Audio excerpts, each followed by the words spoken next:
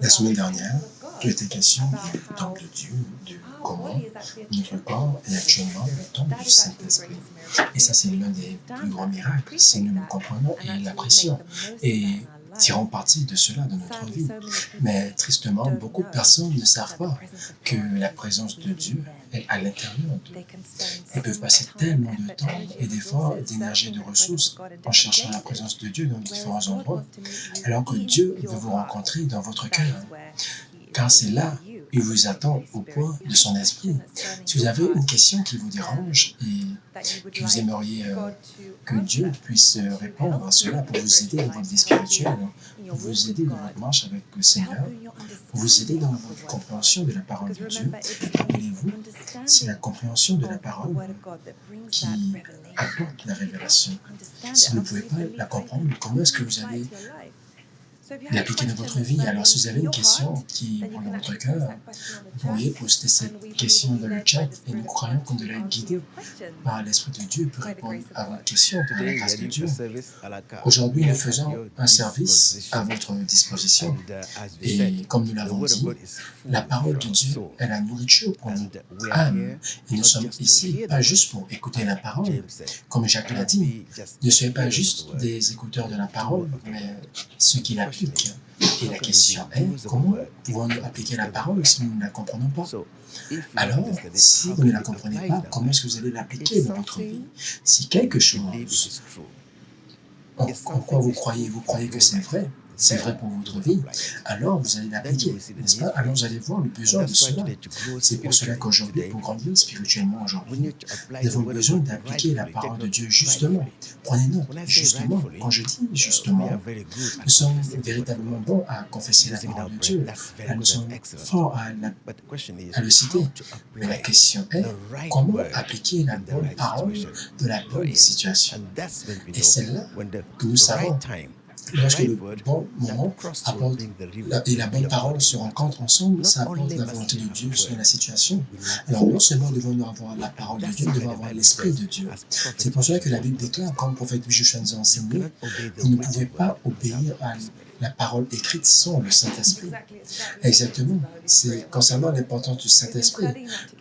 Nous avons cité cela ces dernières semaines et nous avons parlé de l'importance du Saint-Esprit. Nous avons parlé durant la Pâque de comment nous pouvons croire en la résurrection de Jésus-Christ qu'à travers le Saint-Esprit. Et pourquoi cette résurrection vient de votre vie, ce réveil, ce nouveau commencement, qui est la promesse de tous les croyants. Et ça, c'est actuellement la bonne nouvelle.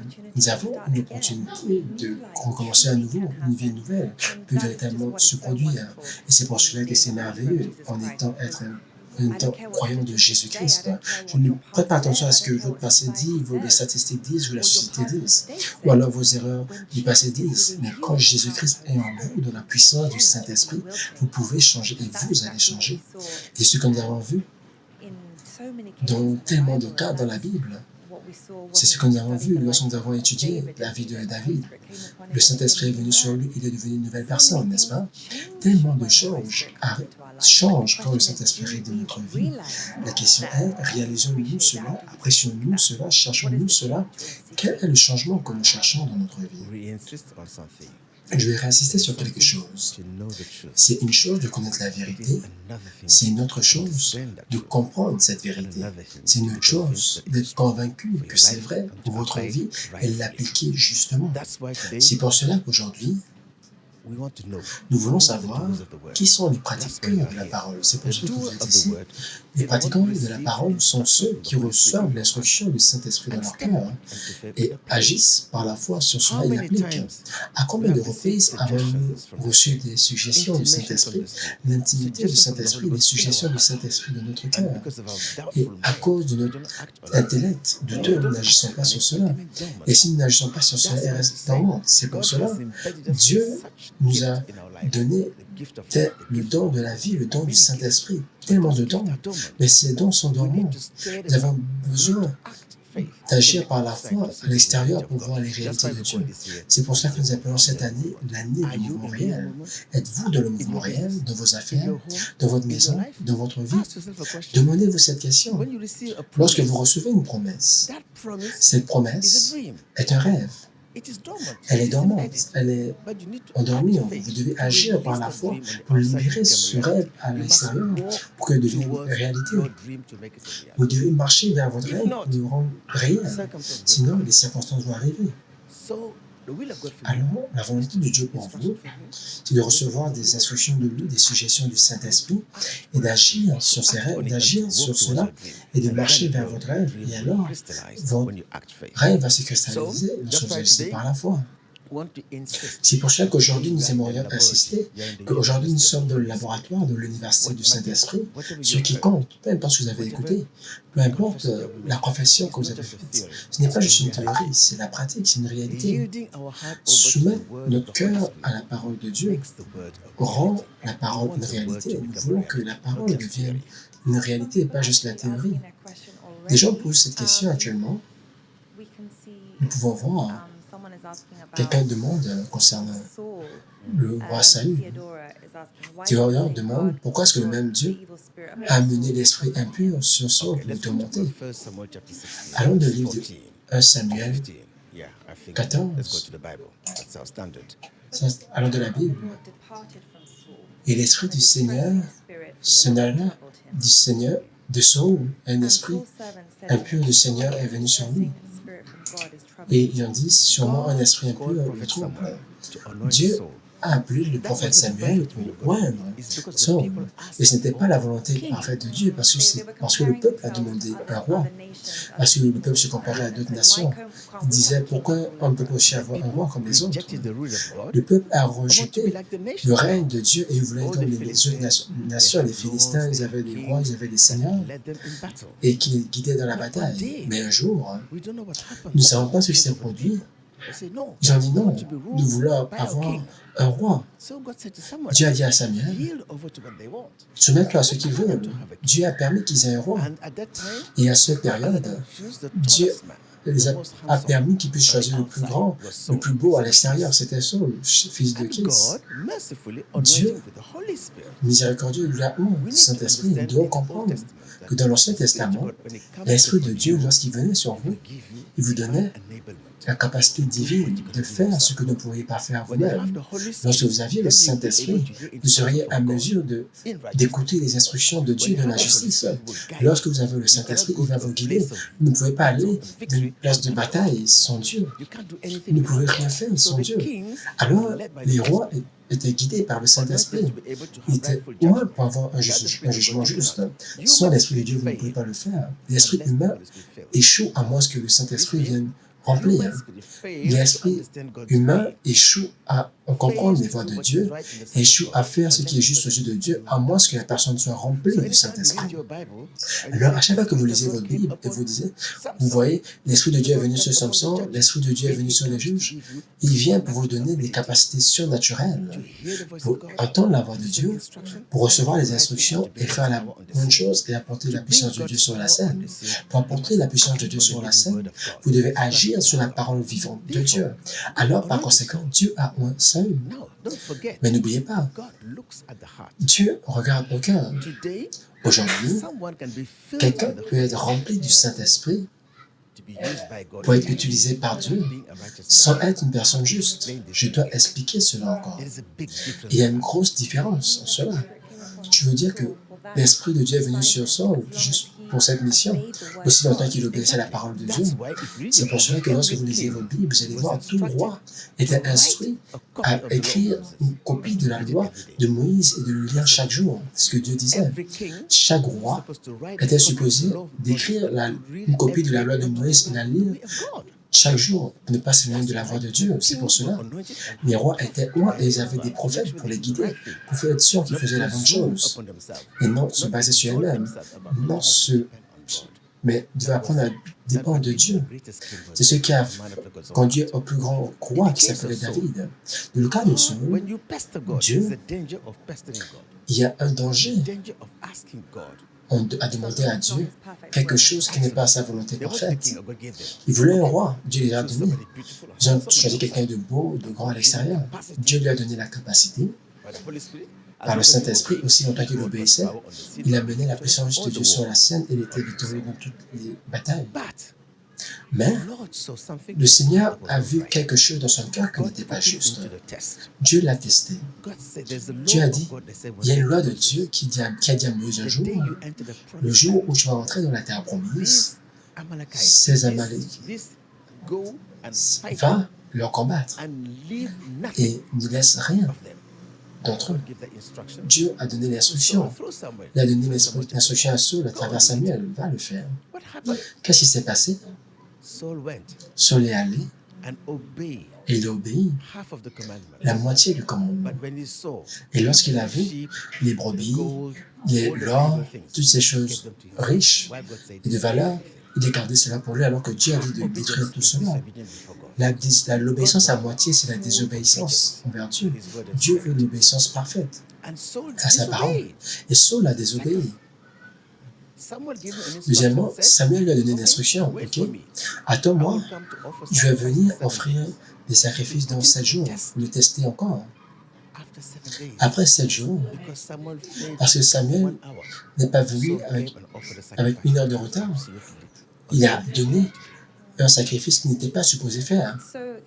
Alors, on voit clairement que peu importe la position, le titre que nous pouvons avoir sur cette terre, en tant qu'enfant de Dieu, votre première responsabilité, c'est que vous êtes un serviteur de Dieu et devez vous rappeler que c'est Dieu qui donne les ordres et non vous. C'est Dieu qui détermine ce qui va se produire. Alors, je pense, dans le cas de Saul, il voulait prendre le contrôle, il voulait être à cette position, alors que cela ne lui avait pas été donné. Qu'est-ce qui s'est passé? Lorsque le Saint-Esprit nous quitte et nous laisse à notre propre force, nous faisons des erreurs.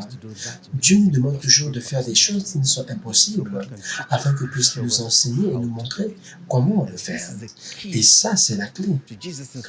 À l'instruction de Jésus-Christ à ses disciples, il a dit, attendez à Jérusalem jusqu'à ce que vous allez recevoir le Saint-Esprit. Sans le Saint-Esprit, il n'aurait pas été à mesure d'accomplir la mission que Dieu a donnée à Saul. Il devait être conduit par l'Esprit. C'est pour cela que l'ordre était donné dans l'évangile de Jésus. Il se est rempli du Saint-Esprit. N'attristez pas l'Esprit de Dieu. N'attristez pas l'Esprit de Dieu. Alors nous devons être conduits par l'Esprit de Dieu pour faire ce qui est juste aux yeux de Dieu et être victorieux dans toutes les sections de notre vie. Maintenant, qu'est-ce qui s'est produit? Quand Saul a désobéi, qu'est-ce qui s'est produit? Dieu devait choisir un autre roi. Et cette fois-ci, Dieu a choisi David, un homme après le cœur de Dieu. Dieu a choisi David et Dieu lui a rempli de l'Esprit de Dieu. Et la différence entre Saul et David était claire. Vous ne verrez jamais David aller voir chez les sorciers ou aller adorer d'autres dieux. Le cœur de Saul n'était pas juste. Quand Dieu l'a mis au test, dans 1 Samuel 27-28, Dieu ne lui a pas répondu, ni par les prophètes. Il allait voir les sorciers, ce qui était une abomination devant Dieu. Vous n'allez jamais voir le roi David faire cela. Jamais. Alors la question est, pourquoi est-ce que l'Esprit impur est venu? C'était simple. Écoutez les paroles de Jésus-Christ. Il n'y a pas de royaume neutre. Il n'y a pas de royaume neutre. Soit c'est Dieu, soit ce n'est pas. Dieu a dit, celui qui ne rassemble pas avec moi disperse. Ce qui s'est produit dans cette section, d'un instant, Dieu a retiré sa grâce. Nous sommes tellement ouverts à l'ennemi et personne ne peut se tenir ferme sans l'Esprit de Dieu. Le seul moyen de croissance et de victoire, c'est l'Esprit de Dieu. Pour lire la Bible, pour comprendre la Bible, pour obéir et pour être victorieux, nous avons besoin d'être conduits par le Saint-Esprit tous les jours de notre vie. C'est pour cela que Jésus-Christ a dit dans Jean 14. Si tu peux le lire, Jean 14, verset 16, le Père va vous donner le Saint-Esprit qui sera avec nous pour l'éternité. Ça, c'est une vie victorieuse, une vie remplie du Saint-Esprit pour toujours.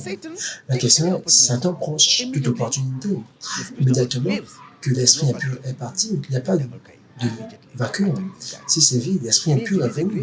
Vous avez besoin de la grâce de Dieu pour vivre de façon juste, pour vivre une vie juste et victorieuse. Nous avons besoin d'avoir l'Esprit de Dieu. Jean 14, verset 16. Et moi, je prierai le Père, et il vous donnera un autre consolateur, afin qu'il demeure éternellement avec vous. L'Esprit de vérité que le monde ne peut recevoir, parce qu'il ne le voit point et ne le connaît pas. Mais vous, vous le connaissez, car il demeure avec vous et sera en vous. C'est pour cela que la Bible déclare, c'est pour cela que Jésus-Christ a dit, je connais mes brebis, personne ne peut les retirer de ma main. Dès l'instant où vous avez le sceau du Saint-Esprit pour l'éternité, rien hors du contrôle de Dieu ne peut vous arriver.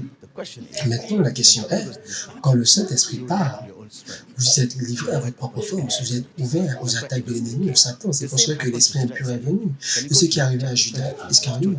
Alors, Luc 22, chapitre 2.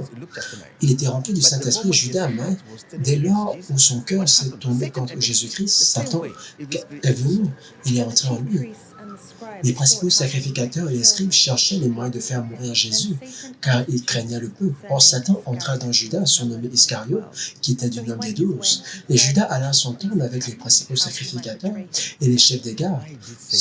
Pourquoi est-ce que Satan est rentré en Judas? Parce que son cœur était corrompu. Alors, une réponse à la question, ce n'est pas que Dieu voulait que cet esprit impur vienne sur Saul ou alors sur Judas Iscariote pour faire ce qu'il a fait.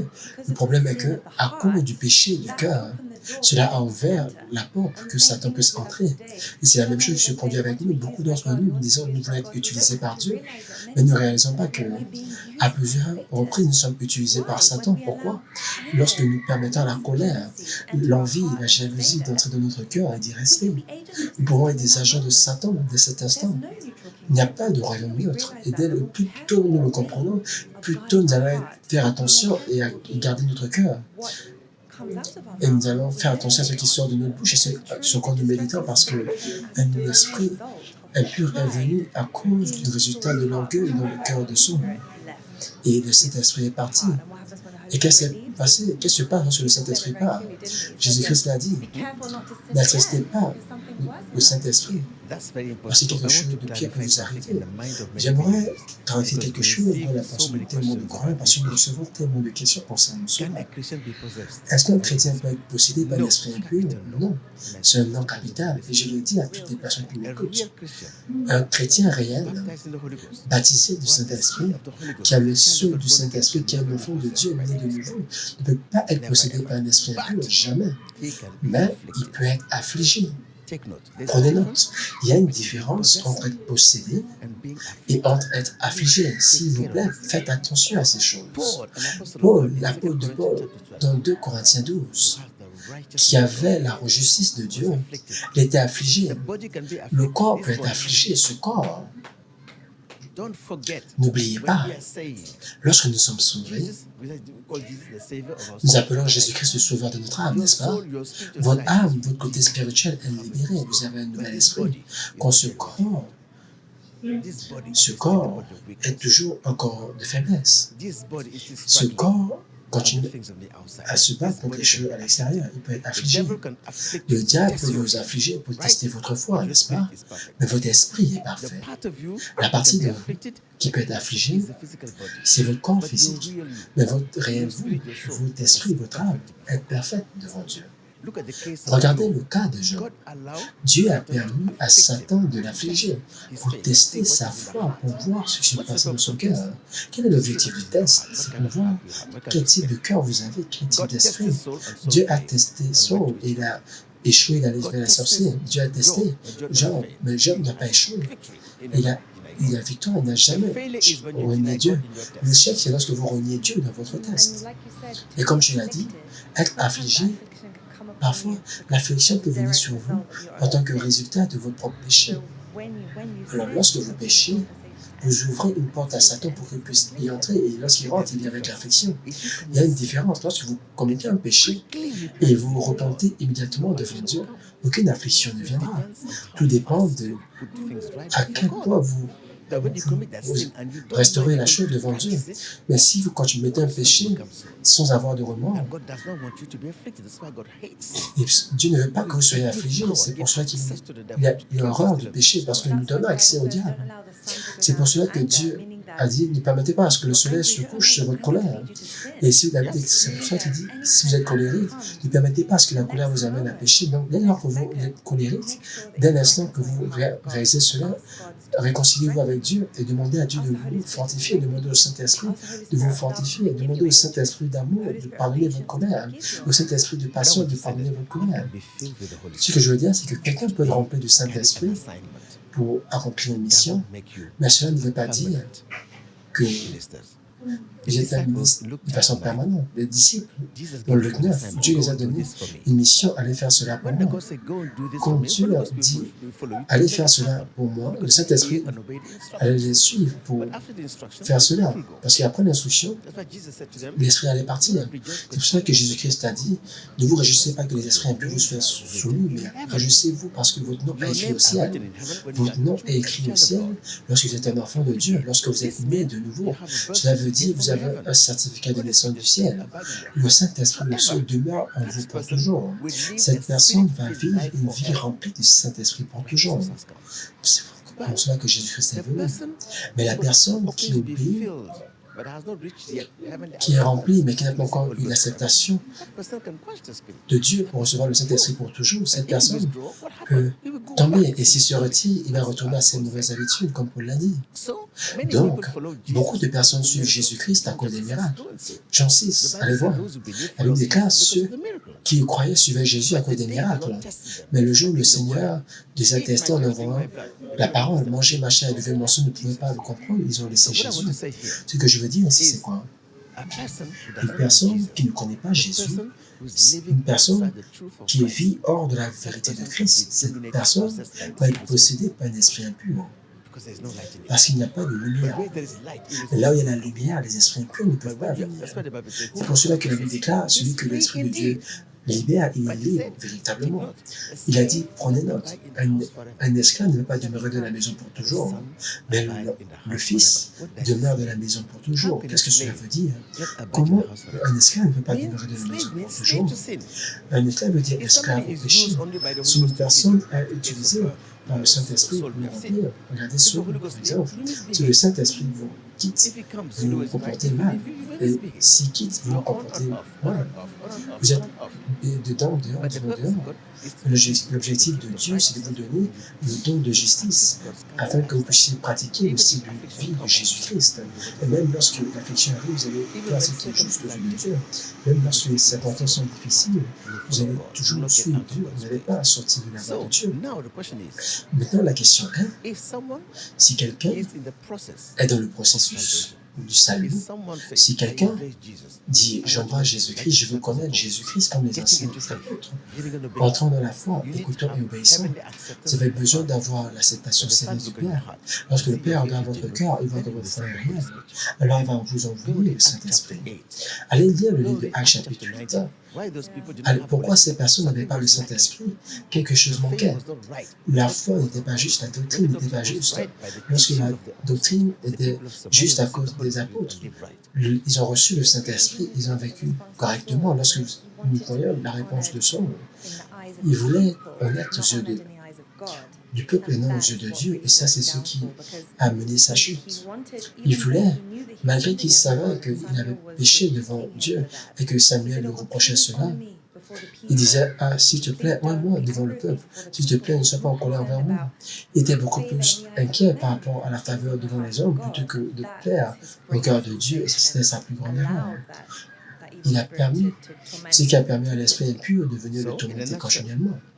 Dans le naturel, lorsque vous êtes seulement rempli et vous n'êtes pas sauvé ou baptisé du Saint-Esprit, vous n'avez pas le sceau, il y avait toujours vos discrétions. Vous pouvez dire oui à Dieu ou non à Dieu. C'est ce qui est arrivé à Saul. Vous pouvez vous soumettre à Dieu ou alors vous soumettre à Satan.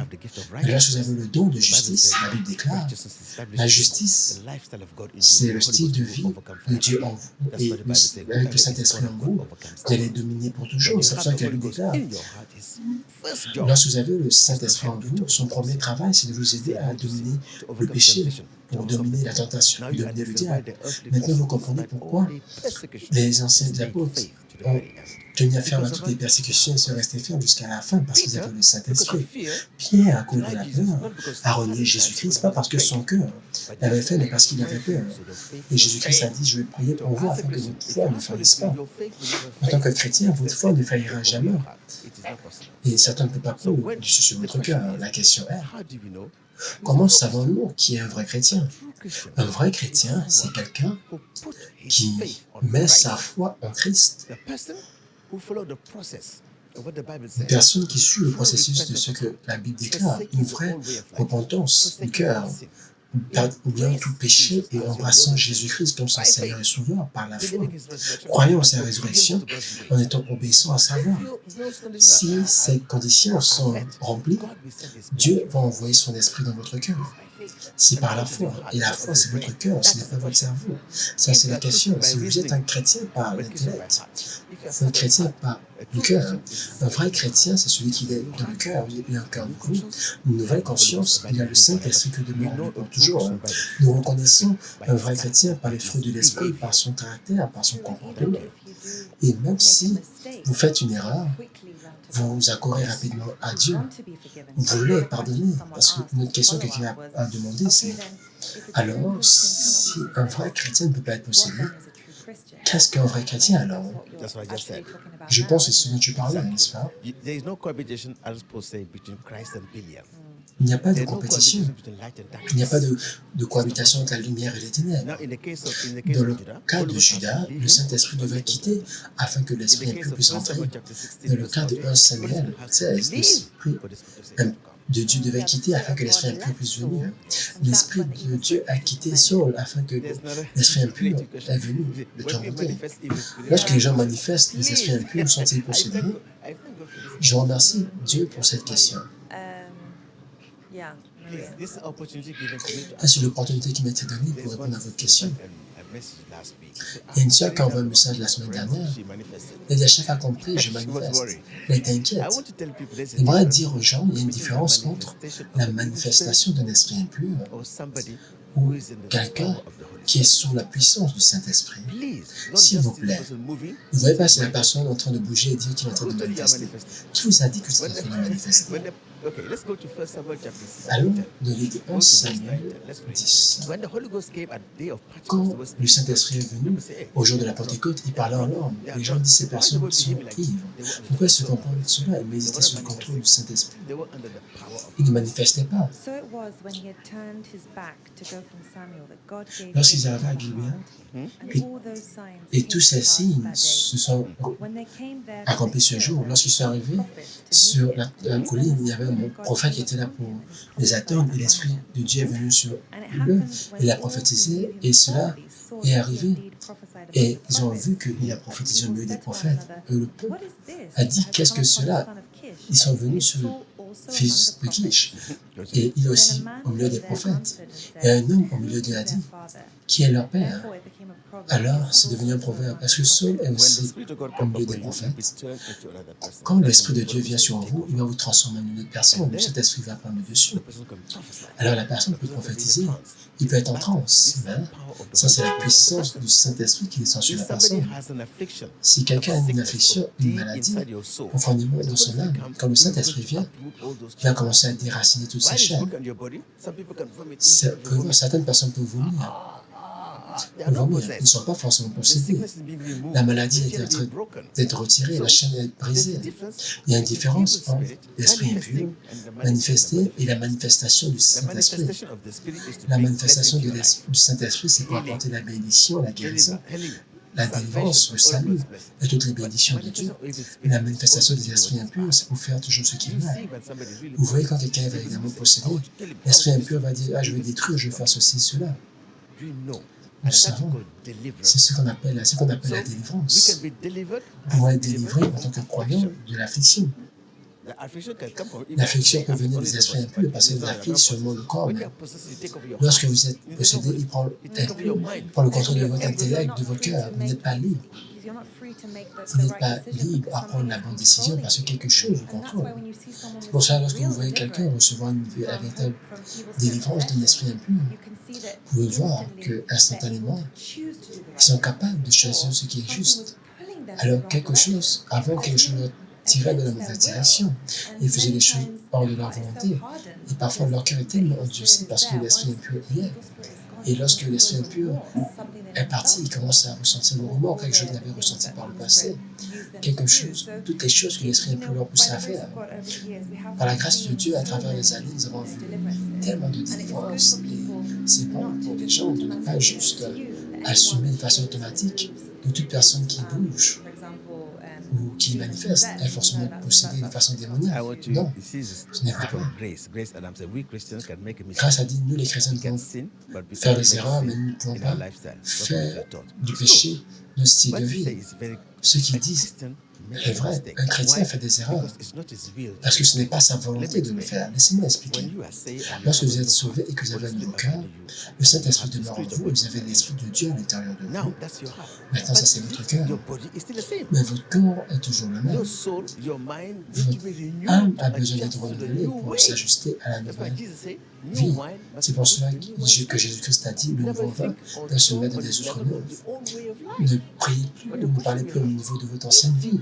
Mais la question est, si vous ne lisez pas la Bible, si vous ne prenez pas, nous ne faisons pas de la parole de Dieu le standard de notre vie, pour que notre foi grandisse, qu'est-ce que nous allons faire? Notre foi va être faible. Et lorsque la situation va venir à l'extérieur, où les difficultés arrivent, vous pouvez être submergé et faire une erreur. Parce que Dieu vous dit dans le cœur, faites ceci, mais votre intellect est totalement submergé. Et qu'est-ce qui se passe? Vous êtes en colère. Mais la différence entre vous et celui qui pratique le péché, c'est que lorsque vous commettez un péché, votre cœur va être dérangé, le Saint-Esprit va vous convaincre du péché, vous allez dire, je suis désolé. Vous dites, je suis désolé, et vous retournez à votre position. Lorsque vous êtes un enfant de Dieu, vous ne pouvez pas perdre votre position devant Dieu. Vous avez dit, avec le Saint-Esprit, mais votre relation est affectée, parce que votre intellect n'est pas renouvelé, vous êtes dérangé, mais lorsque vous êtes réconcilié avec Dieu, vous pouvez faire le voyage avec lui. Mais une personne qui n'est pas sauvée ne voit rien de mal dans le péché. Il ne commet pas une erreur, il pêche consciemment. Dans le cas de Pierre, quand Pierre a renié Jésus, qu'est-ce qui s'est produit? C'était sa faiblesse, parce qu'il avait peur de ce corps. À cette période, le Saint-Esprit n'était pas encore venu. Alors sa foi était faible. Mais Jésus-Christ a prié pour lui afin que sa foi n'échoue pas. Mais la foi de Judas, Jésus-Christ a dit dans le livre de Jean, je vous ai choisi, les 12, parce qu'il y en a un de vous est un démon, parce que son cœur était corrompu. Vous pouvez voir la différence entre Caïn et Abel. Abel était pur et a offert des sacrifices. Mais Caïn, pourquoi? À cause de la jalousie, il a tué son frère. Dieu, lorsqu'il agit en jugement, il regarde votre futur. Une personne peut être bonne pour vous aujourd'hui, mais Dieu voit ce qui va devenir 10 ans plus tard. Et Dieu va vous montrer le futur avant de vous donner le Saint-Esprit. Dieu est dans le futur. Vous allez savoir, bon, vous allez gérer votre vie, il ne va jamais faire d'erreur. Il va vous montrer votre vie avant de vous donner le don de justice. Après tout ce que nous avons fait, tout ce qui est possible, d'un point de vue humain, nous continuons le voyage de la foi jusqu'à ce que Jésus-Christ. Dieu a amoureux Jésus. Qu'est-ce qui s'est produit? C'était sa faiblesse, parce qu'il avait peur de ce corps. À cette période, le Saint-Esprit n'était pas encore venu, donc sa foi était faible. Mais Jésus-Christ a prié afin que sa foi ne faille pas. Mais le cas de Judas était différent. Dieu a dit dans Jean 6, verset 17, « Je vous ai choisi les 12, mais l'un d'entre vous est un démon. » Parce que le cœur de Judas était corrompu. C'était malsain. Vous pouvez voir la différence entre Caïn et Abel. Abel avait un bon cœur, il doit faire des sacrifices à Dieu, mais Caïn était méchant. Comment nous savons-nous à cause de la jalousie? Il a tué son frère et il a versé son sang. Dieu connaît le futur. Quand Dieu émet un jugement, il regarde votre futur. Une personne peut être bonne pour vous maintenant, mais Dieu voit ce qu'il va faire dans 10 ans. Et Dieu va projeter votre futur avant de vous donner le Saint-Esprit. Dieu est dans le futur. Il sait comment vous allez passer votre vie. Il ne peut pas faire d'erreur. C'est pour cela qu'il va projeter votre vie avant de vous donner le don de justice. Après que nous ayons fait tout ce qui est possible humain, la repentance, la foi, nous continuons le voyage de la foi, dépendant sur Dieu jusqu'à ce que Dieu nous rencontre de la justice qui vient du ciel. Nous devons attendre l'acceptation divine parce que Dieu regarde le cœur avant de vous donner son esprit. Cela veut dire que vous devez croire à l'évangile de Jésus-Christ pour l'objectif du salut. Vous devez croire pour la vie éternelle. Ne croyez pas pour les choses matérielles. Si votre foi est terrestre, elle est questionnable, mais si votre foi est céleste, en de la justice et la vérité, vous allez rencontrer Jésus-Christ et recevoir le Saint-Esprit. Il y a beaucoup de questions concernant une personne qui a demandé pourquoi est-ce que les problèmes comme la maladie peuvent s'empirer. Qui vous a dit que c'est pire? Je répète encore, un homme peut être malade dans son corps et être un ami de Dieu. Cela veut dire nous pouvons être affligés dans le corps, mais pas dans l'esprit. Un homme peut être malade dans le corps, mais être un candidat du ciel. Ça, ce sont les enseignements du prophète Joshua. Ce que je veux dire maintenant, c'est quoi? Si quelqu'un a une maladie, regardez le cas de Job. Qu'est-ce que vous allez dire concernant Job? La maladie qu'il avait, c'était une maladie terrible. Alléluia. Je ne sais pas ce qu'il avait, mais la Bible déclare qu'il avait des blessures sur tout son corps. Il grattait son corps dans la douleur. Une maladie terrible. Ça aurait pu être une maladie qui menace sa vie. Malgré que la maladie était terrible à l'extérieur, la foi de Job n'était pas basée sur la guérison. Elle n'était pas concentrée sur l'extérieur. Job était concentré sur le côté spirituel. Sa foi était sur Dieu uniquement. Maintenant, qu'est-ce qui lui est arrivé? Dieu peut permettre à ce que la maladie vienne tester votre foi. L'Écriture a dit, peux-tu aller dans 2 Corinthiens 12, verset 16 à 17, Dieu n'a jamais promis de nous éloigner de maladie, mais il a promis de la victoire à ceux qui croient. Et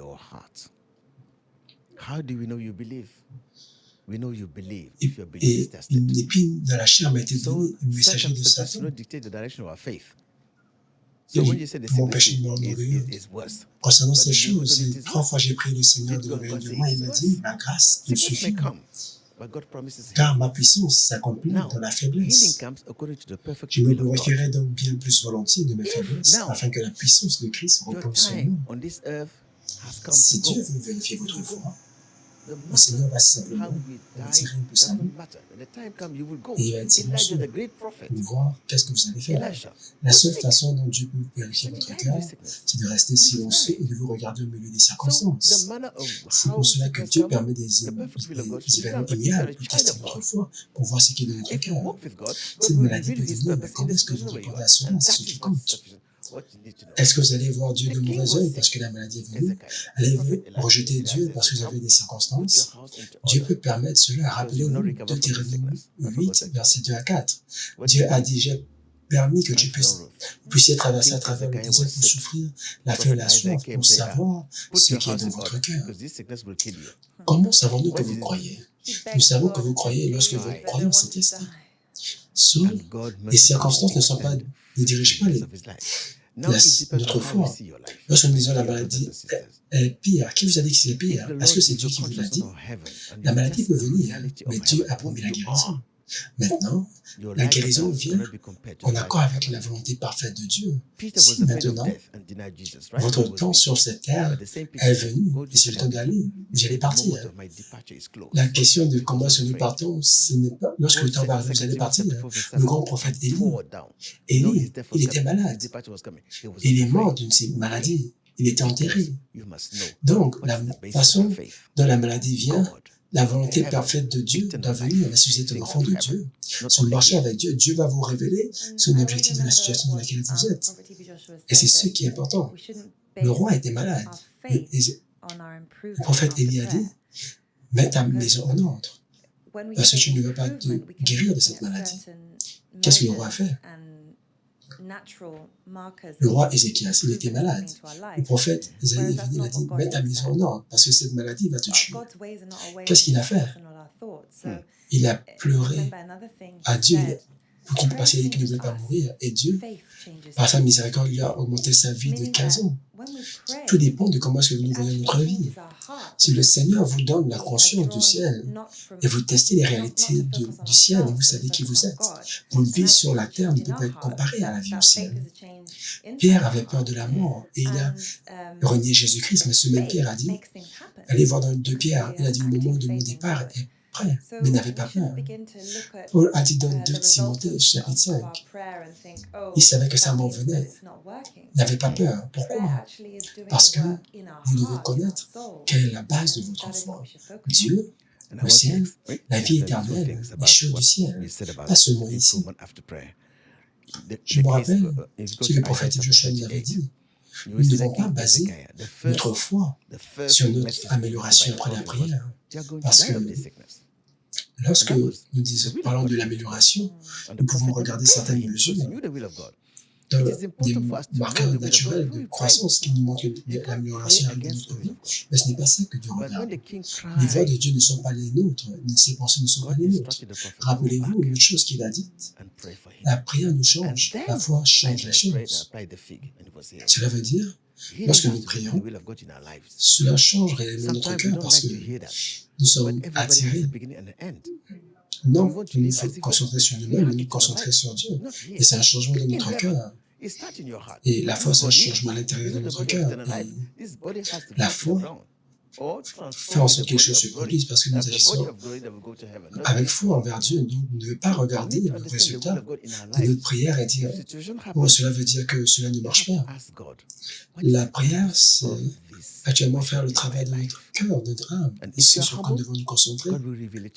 J'aimerais rajouter quelque chose quand il parle de l'amélioration après la prière. Allons dans Isaïe 38. Nous allons voir le roi Ézéchias, le premier message qu'il a donné. Le roi allait déjà mourir de cette maladie, c'était la volonté de Dieu pour qu'il parte. Le prophète n'a pas prié pour lui parce qu'il connaissait la volonté de Dieu. C'est important que nous puissions connaître la volonté de Dieu avant de prier. Nous ne pouvons pas prier contre la volonté de Dieu. Lorsque le roi a supplié, Dieu a dit au prophète retourne et prie pour lui. Alors, à ce moment, Isaïe a prié pour lui et il a été guéri. La guérison a trait à la volonté de Dieu pour notre vie. Parfois, nous ne voulons pas entendre cela. Chacun a un début et une fin. Nous voulons vivre comme si nous avons la vie éternelle. Ce n'est pas ici, c'est au ciel. Ça commence dans votre cœur. Ce corps n'est pas le corps de la vie éternelle. Ce corps doit aller après la terre. Il doit se transformer au même corps de la gloire. C'est le corps de gloire qui va aller au ciel, pas celui-ci. Nous devons comprendre la volonté de Dieu de notre vie. Si des situations arrivent, vous devez demander à Dieu quel est l'objectif de cela de ma vie. Et si vous êtes humble, Dieu va vous le révéler. Et au lieu de voir Dieu de mauvais œil, Dieu va vous donner la force pour endurer jusqu'à ce que vous dominiez cette situation. Merci. Alors notre prière devra être quelle est la volonté de Dieu. Je veux connaître la volonté de Dieu. Et que cette volonté se matérialise dans ma vie, que la volonté parfaite de Dieu se matérialise dans ma vie. Parce que si nous sommes dans la volonté de Dieu, cela veut dire que nous avons la paix de Dieu dans notre cœur. Et c'est ce que nos prières devraient être. C'est là où nos prières devraient être dirigées. Où les démons... Quelqu'un a posé la question, où est-ce que les démons vont lorsqu'ils sont chassés? Les gens ont tellement de questions, les gens sont tellement concentrés sur les démons, ils se concentrer sur Jésus-Christ. La question, je vais me demander, où est-ce que les démons vont? Vous savez où les démons vont, ils iront, au dernier jour, ils vont aller en enfer. Il n'y a pas de rédemption pour les démons. Il y a la rédemption pour les êtres humains. Tu vois ce que tu veux dire? Jésus-Christ a dit, quand un esprit impur est chassé, il a dit, quand l'esprit impur est chassé, il va dans les endroits égarés. Et après, il dit, il veut revenir dans sa maison et il voit la maison propre. Il vient cet esprit impur et il revient. Et la condition de la personne est pire. Nous devons comprendre ce que Jésus-Christ est en train de dire. Regardez, je vous explique. Si quelqu'un, au début, n'était pas un chrétien, il est possédé, à cause de sa façon de vivre, il permet aux esprits impurs de rentrer dans sa vie. Quand cet esprit impur est chassé, la maison est propre, est vide.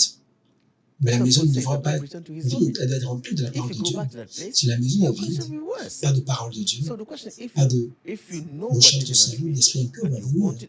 Jésus-Christ a dit à la personne qui l'a guéri, à la piscine de Bethsaïda, va et ne pêche plus, sinon quelque chose de pire va t'arriver. Parce que cet esprit impur va revenir si la maison est vide. Si la maison est vide, il n'a pas de vie. L'esprit de Dieu vient. Si vous remplissez votre cœur avec la parole de Dieu, en méditant sur la parole de Dieu, Et l'esprit impur ne peut pas retourner au de vous. Donc, vous devez comprendre comment maintenir vos délivrances. C'est tellement important. Ce n'est pas juste recevoir. Et je pense que ça, c'est l'un des problèmes que les gens ont. Les gens veulent juste recevoir, je veux recevoir un toucher, je veux recevoir une prière, je veux recevoir un miracle, recevoir une délivrance. Mais la chose la plus importante, c'est après que tu as reçu cela, comment est-ce que tu maintiens cela? Et c'est ce dont le salut est question, la maintenance, la présence. Maintenez la présence de Dieu dans votre vie. C'est très important. Alors, s'il vous plaît, lorsque quelqu'un est délivré et comprend l'objectif de cette délivrance, il doit oublier ses anciennes voies du passé, il ne doit pas retourner à cela. Il ne doit pas retourner à ce qu'on a voulu. Si vous retournez à cela, votre condition va être pire. Si vous connaissez ce que la délivrance signifie et vous la recevez, vous la maintenez, vous oubliez le négatif, vous ne retournez pas à cela. Maintenant, il y a une différence entre chasser les démons et la délivrance réelle. Si Jésus-Christ chasse un esprit impur d'une personne de façon puissante, il chasse un démon, cet esprit impur est arrêté pour toujours. L'esprit impur peut ressortir de vous. Il revient à cause de la peur. Parfois, les esprits impurs prétendent de partir, la personne va rester allongée, alors que l'esprit impur est là.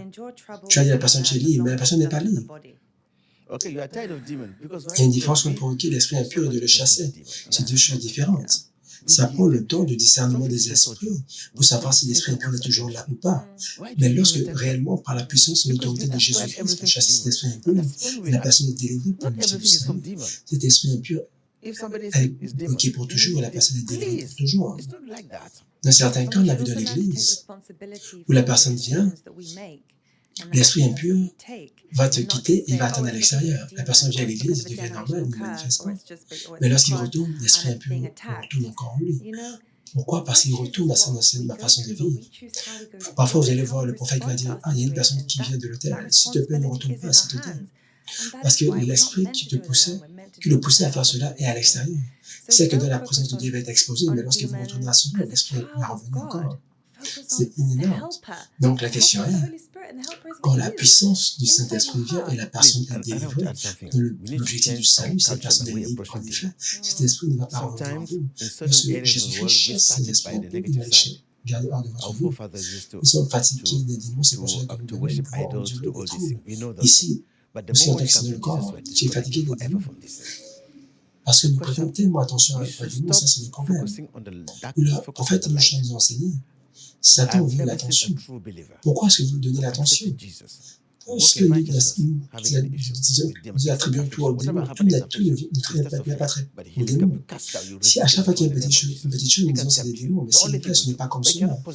Nous devons apprendre à prendre les responsabilités concernant les actions que nous prenons et ne pas juste dire c'est à cause des démons, ou c'est à cause d'une maladie générationnelle, ou c'est à cause parce que je suis attaqué. Non. Parfois, Dieu choisit. Je ne sais pas comment nous choisissons comment répondre à cette situation et cette responsabilité entre notre main. C'est pour cela que nous ne sommes pas faits pour le faire. Seuls nous sommes faits pour le faire avec l'aide du Saint-Esprit. Alors ne vous concentrez pas sur les démons, parce qu'en tant qu'enfant de Dieu, concentrez-vous sur l'aide du Saint-Esprit et l'aide, il est avec vous à l'intérieur de votre cœur. J'aimerais rajouter quelque chose. Nous devons changer notre culture et notre façon d'approcher les démons. Parfois, dans certaines parties du monde, nous commençons par le côté négatif, dire oh, mon arrière-parent, mes arrière-parents avaient l'habitude de faire ceci, cela. Dès lors que vous venez à Jésus-Christ, vous êtes déconnecté pour toujours. La question, nous devons arrêter de nous concentrer sur les ténèbres, concentrons-nous sur la lumière. Je n'ai jamais vu un véritable croyant qui a accepté Jésus-Christ, qui marche dans la justice, avoir un problème avec les démons, à part l'affliction. Tout ce qu'il y avait, c'est l'affliction, mais la guérison vient. À chaque fois que la maladie vient, vous chassez, c'est la parole de Jésus-Christ. L'esprit ne peut pas posséder votre esprit. Pourquoi ne pouvez-vous pas vous concentrer sur la lumière de Christ? Dans l'instant où vous vous concentrez sur la lumière, vous ne pensez plus aux ténèbres. Arrêtez de vous concentrer sur lui, ça donne tellement d'attention. Qui est Satan dans la présence de Dieu? Je n'ai pas de temps pour lui. Concentrez-vous sur Jésus-Christ, concentrez-vous sur la justice, sur l'amour, ce qui est juste, et cela va sortir de vous. intérêt. Dès lors que vous allez vous donner de l'intérêt, vous concentrez sur lui, il va vous déranger. Ignorez-le et concentrez-vous sur la justice de Dieu. Quand je dis ignorez-le, si quelqu'un vous insulte, ne le rendez pas. Si quelqu'un vous fait du mal, ne le rendez pas. Suivez les armes de la justice et Dieu va prendre le contrôle. C'était le conseil de l'apôtre Paul aux Philippiens. Dans Philippiens 4, verset 6, finalement, frère, tout ce qui est juste, ce qui est noble, tout ce qui est juste, tout ce qui est pur, tout ce qui a trait à l'amour, qui est de bon rapport, s'il y a une telle vertu ou quelque chose qui est digne d'honneur, méditez sur ces choses. Donc, lorsque vous êtes consacré à Jésus-Christ en esprit et en vérité, Jésus-Christ va prendre le contrôle de tout challenge de Satan contre votre vie. Je n'ai pas le temps de Satan, c'est Jésus combat pour moi. Concentrez-vous sur Jésus-Christ, ne perdez pas votre temps. Passez le temps avec Dieu. Restez en harmonie avec Dieu, pensez correctement et agissez correctement. Et Satan n'a rien à voir avec vous. Satan n'a rien avec vous aussi longtemps que vous reconnaissez la justice de Jésus-Christ. Notez cela. Satan n'a rien sur vous aussi longtemps que vous reconnaissez la justice de Dieu en Jésus-Christ. Cela veut dire que vous avez la justice. Plus grand est celui qui est à l'intérieur de vous que celui qui est dans le monde. Dès lors que vous reconnaissez qui vous êtes en Jésus-Christ et vous vous tenez sur la terre ferme, Satan va fuir par les chemins. Je crois que nous avons encore le temps pour une dernière question. Tu as parlé de connaître la volonté de Dieu avant de prier. Et je demande pratiquement comment puis-je savoir la volonté de Dieu avant de prier. La volonté de Dieu est dans votre cœur. Ça, c'est la question. La volonté de Dieu est dans votre cœur. Votre cœur, c'est votre conscience, c'est la question que nous avons. Lorsque les situations arrivent et que vous êtes affligé à cause des douleurs, Seigneur, guéris-moi, guéris-moi, guéris-moi. Vous priez à cause des circonstances. Qu'est-ce que vous êtes supposé faire? Méditez dans votre cœur, c'est la prière de nos parents. Demandez à Dieu. Seigneur, qu'est-ce que cela? Quel est ton objectif? Pourquoi est-ce que je passe à travers cela? Demandez à votre Dieu quel est l'objectif de cela. Seigneur, guéris-moi, guéris-moi, guéris-moi. Maintenant, lorsque vous priez et méditez, c'était le cas de l'apôtre Paul. Paul l'a prié à 3 reprises. Se concentrer sur l'épine, c'était tellement douloureux. Jésus-Christ a dit un jour, ma grâce est suffisante pour toi. Alors il a compris que Dieu a permis que cette chose arrive pour un objectif. Quel était l'objectif? C'était pour le rendre humble. Si Dieu veut le rendre humble, qu'est-ce que l'humilité? C'est la dépendance totale envers Dieu. Quand tout va bien, parfois, nous sortons de la foi. Nous comptons tellement sur nous-mêmes, sur notre force. Alors Dieu va permettre que des circonstances vous ramènent sur la voie de la foi. Et lorsque vous faites face à des situations où vous commencez à jeûner et prier, mais lorsque tout va bien, vous ne jeûnez pas et priez, n'attendez pas que les situations arrivent avant de prier. Si vous priez naturellement, les circonstances vont arriver, mais si Dieu voit que les plaisirs sont en train de vous éloigner, Dieu va permettre que des circonstances arrivent pour vous ramener à genoux pour vous rendre afin que vous puissiez dépendre de lui, parce que l'objectif de Dieu, c'est que vous puissiez dépendre de lui. Mais si vous rentrez dans la présence de Dieu, commencer à être en accord avec Dieu, à l'aimer, ces tests ne vont pas arriver. Dans la justice, Dieu va vous révéler dans votre esprit, dans votre cœur, dans votre conscience. C'est comme cela que vous allez connaître la volonté de Dieu. La volonté de Dieu, c'est la suggestion de l'esprit dans votre cœur, pas dans votre intellect. Et très souvent, lorsqu'il arrive du temps de lui. Tu as parlé hier de Jonathan. Il y avait une guerre dans le temps du roi Saül. L'ennemi était tellement puissant que les gens avaient peur. Jonathan, le fils du roi Saül, ils étaient juste à deux. Lui et ils étaient à deux sur le terrain. L'armée des Philistins était à gauche et à droite. Il n'y avait que deux devant une armée nombreuse. Alors, Jonathan a dit quelque chose. Peut-être, si Dieu est avec moi, je vais vaincre ce peuple. Peut-être Dieu sera avec moi. Ce qu'il a dit peut-être. Celui qui a porté son arme, il a dit, fais ce qui est dans ton cœur. En accord avec ce qui est dans ton cœur. C'est ce qu'il a dit. Cela veut dire, écoutez votre cœur. Écoutez votre conscience. Ça, c'est le problème que nous avons chaque jour. Nous n'écoutons pas notre cœur. Écoutez votre cœur, c'est écouter à l'intérieur. Allez dans la place secrète Jésus-Christ a dit, fermez la porte, arrêtez de parler aux gens. Faites face à la situation seule avec Dieu dans la place secrète et fermez vos bouches et commencez à louer Dieu. Et vous allez voir, si vous êtes un chrétien, Dieu va se manifester. Dieu va vous révéler son objectif de la situation. Dans votre cœur, vous allez le croire. Ça m'est arrivé.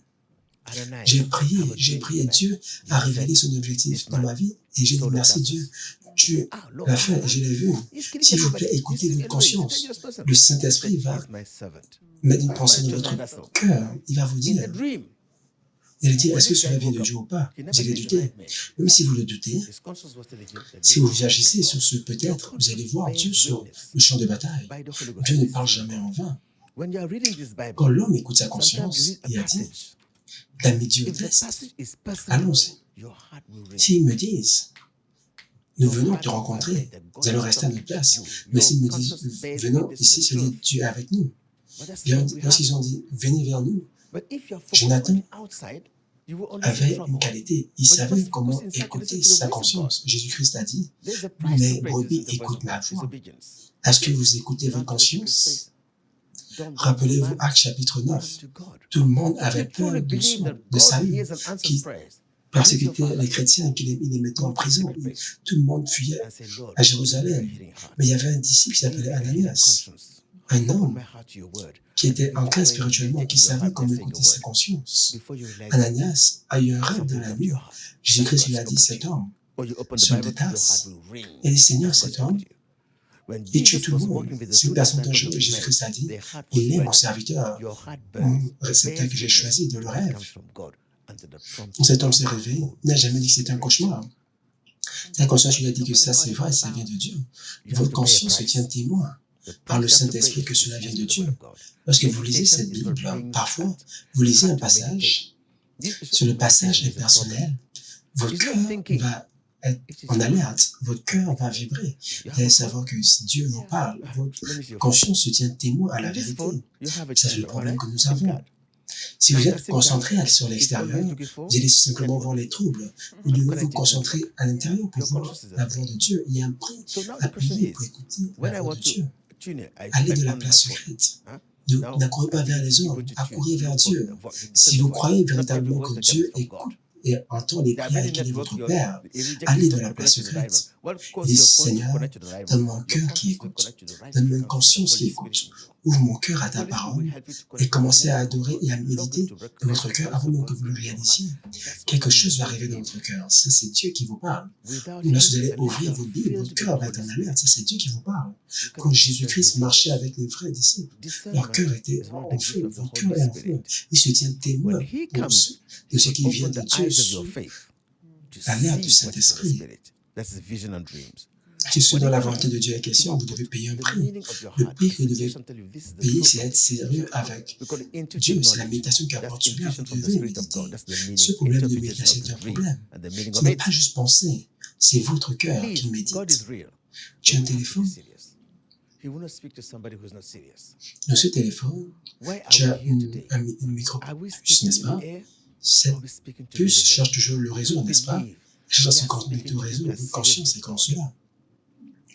Maintenant, la question est, quand je veux me connecter au réseau, j'allume mon téléphone, je commence à chercher à discerner la voix. Ce n'est pas toutes les voix qui viennent de Dieu. Il y a beaucoup de réseaux qui viennent. Qu'est-ce qui fait en sorte que votre téléphone se connecte au bon réseau? Votre cœur va se connecter à la bonne fréquence du Saint-Esprit. Le Saint-Esprit va vous aider à vous connecter au réseau de Dieu et va vous aider à reconnaître la voix de Dieu dans votre cœur. C'est pour ça que nous avons besoin de lui. Sans lui, à moins que vous soyez remplis du Saint-Esprit, vous ne pouvez pas discerner sa voix. Le discernement, c'est un des dons du Saint-Esprit. Lorsqu'il vient, il va ouvrir les yeux de votre foi pour voir ce qui est dans l'esprit. Ça, ce sont les visions et les rêves. Lorsqu'il vient, il va mettre une suggestion dans votre cœur. Vous allez savoir que ça, c'est la vérité. Maintenant, la connaissance intuitive. Ça, c'est l'intuition qui vient de Dieu, l'interprétation du rêve et la signification de cela. S'il vous plaît, Dieu est réel. Nous devons être sérieux. Ne va pas parler à quelqu'un qui n'est pas sérieux. De quoi sommes-nous ici aujourd'hui? Parlons-nous en l'air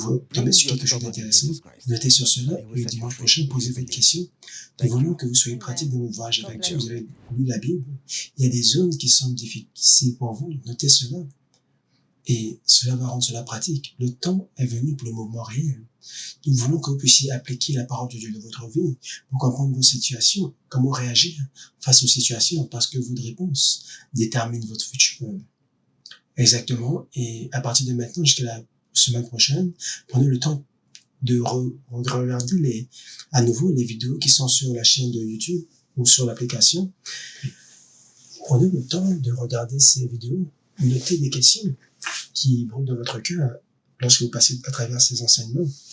Depuis le début des fondations séries et la voix de Dieu à travers sa parole, tous les enseignements, prenez le temps de repasser à travers cela, notez toutes vos questions que vous avez et par la grâce de Dieu, vous pourrez nous poser ces questions la semaine prochaine pour aussi nous envoyer un courriel.